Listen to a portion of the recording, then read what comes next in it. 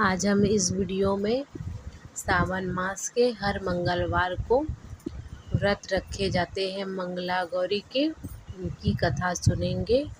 तो चलिए शुरू करते हैं। इस व्रत को विशेष करके सुहागन महिला रखती हैं। माना जाता है कि मंगला गौरी व्रत रखने पर सौभाग्यवती होने का वरदान प्राप्त होता है, संतान प्राप्ति होती है और माँ मंगला गौरी अपने भक्तों पर कृपा बनाए रखती है। इस दिन पूजा करने के लिए महिलाएं सुबह ब्रह्म मुहूर्त में उठकर स्नान करती है।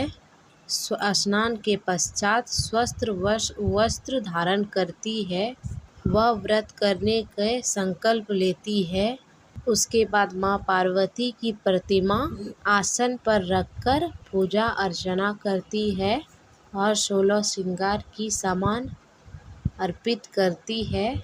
माँ गौरी की जाप होती है, मंत्रों का कथा सुनी जाती है और आरती करने के बाद भोग लगाकर पूजा समाप्त की जाती है। तो आइए सुनते हैं मंगला गौरी व्रत कथा। कथा के अनुसार प्राचीन काल में धर्मपाल नाम का जिसके पास एक सेठ रहता था, जिनके पास धन की कोई कमी नहीं थी। यह सेठ सर्वगुण संपन्न था और भगवान शिव का परम भक्त भी था। सेठ धर्मपाल का विवाह एक गुणवान लड़की के साथ हुई, लेकिन उनके कोई संतान नहीं हुई थी। संतान प्राप्ति के लिए कोशिश में दोनों पति पत्नी लंबे समय से जुटे हुए थे। सेठ ने एक पंडित से पूछा तो उन्होंने महादेव और माता पार्वती की पूजा करने की सलाह दी। उसके बाद दोनों पति पत्नी ने महादेव माँ गौरी की उपासना करने लगे।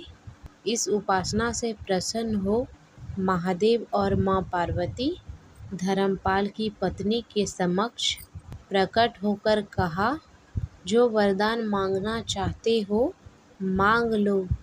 इस बार धर्मपाल की पत्नी ने संतान प्राप्ति की इच्छा जताई। माता पार्वती और शिव जी ने धर्मपाल की पत्नी को संतान का वरदान दिया। साथ ही यह भी बताया कि तुम्हारा पुत्र अल्प आयु होगा। धर्मपाल के घर पुत्र ने जन्म लिया। ज्योतिष की सलाह लेने के बाद धर्मपाल ने अपने पुत्र की शादी ऐसी कन्या से करवाई जो मंगला गौरी व्रत रखा करती थी। कुछ समय बीतने पर पता चला कि धर्मपाल की मृत्यु नहीं हुई और अपने पत्नी के द्वारा रखी उन व्रतों वह दीर्घ आयु हो गया। इस कारण नवविवाहित महिलाएं इस पूजा को करती है तथा गौरी व्रत का पालन करती है तथा अपने लिए एक लंबी वर की कामना करती है और सुख जीवन की कामना करती है। जो महिला इस मंगला गौरी के व्रत का पालन नहीं कर सकती, उस महिला को श्री मंगला गौरी पूजा तो कम से कम करनी चाहिए। इस कथा को सुनने के बाद विवाहित महिलाएं अपनी सास ननद को 16 लड्डू देती हैं। उसके उपरांत वह यही प्रसाद ब्राह्मणों को भी देती है।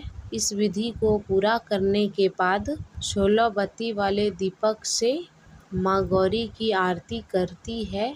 व्रत के दूसरे दिन बुधवार को मंगला गौरी की प्रतिमा नदी या तालाब में विसर्जित करती है। अंत में माँ गौरी के सामने हाथ जोड़कर अपनी समस्त अपराधों की पूजा में हुए गलती क्षमा मांगनी चाहिए।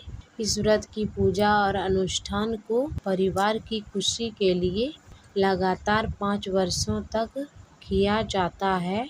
तो ये थी आज की मंगला गौरी व्रत कथा।